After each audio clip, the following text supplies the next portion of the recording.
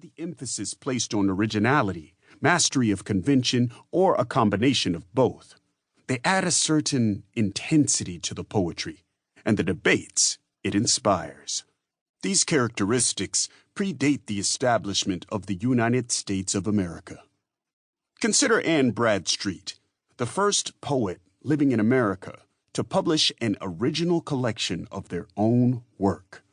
Though, tellingly, her collection, The 10th Muse Lately Sprung Up in America by a Gentlewoman in Those Parts, was published in London. Bradstreet was born Anne Dudley in Northampton, England, to a prominent Puritan family. Both her father and her husband served as governors of the Massachusetts Bay Colony. Tutored at home, Bradstreet learned Greek, Latin, French, and Hebrew. She also read the work of many canonical Anglo-European authors. At 18, she sailed to America with her husband and father. In 1650, The 10th Muse Lately Sprung Up in America by a Gentlewoman in Those Parts was published after her brother-in-law brought it to a publishing house without, Bradstreet claimed, her knowledge. True to its title, the book locates the 10th Muse lately sprung up in New England, reporting back from those parts. The term 10th Muse both connects Bradstreet to poets writing in England and distinguishes her from them. Like her English contemporaries, Bradstreet draws inspiration from ancient Greek and Latin sources, the muses of the Anglo-European literary tradition. She also represents a recent development, the 10th Muse, added to the classical 9. The 9 muses date back to antiquity. Arising in a foreign landscape, the 10th is new. In a dialogue between Old England and New, concerning their present troubles anno 1642, Bradstreet seeks to define the contribution that a voice from the periphery might contribute.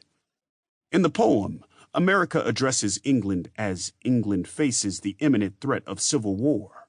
Noticing Old England's downtrodden state, New England solicitously asks, "What means this wailing tone, this mournful guise? Ah, tell thy daughter, she may sympathize." During the exchanges that follow, Old England admits the guilt she feels over her debased religious state. My sins, the breach of sacred laws.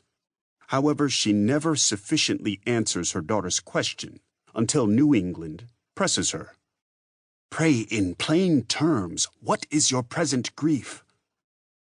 The almost blunt inquiry jolts Old England, inspiring one of the poem's most conversational moments.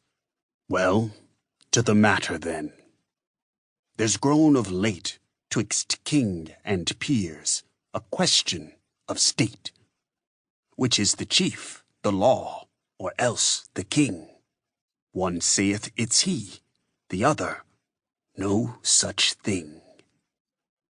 A dialogue between Old England and New employs many of the stylistic and rhetorical conventions of its day, placing the still novel perspective of New England within the English literary tradition.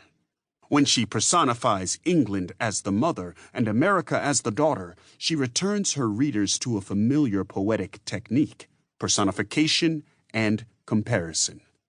For instance, 12 years before, when sailing to America, 7 Puritan leaders signed a document that faithfully called the Church of England our dear mother, from whom we have received salvation in her bosom and sucked it from her breasts. The signers included Bradstreet's father. Recasting the personification, Bradstreet also employs a well-established verse form. The poem is composed in heroic couplets, the era's dominant verse form.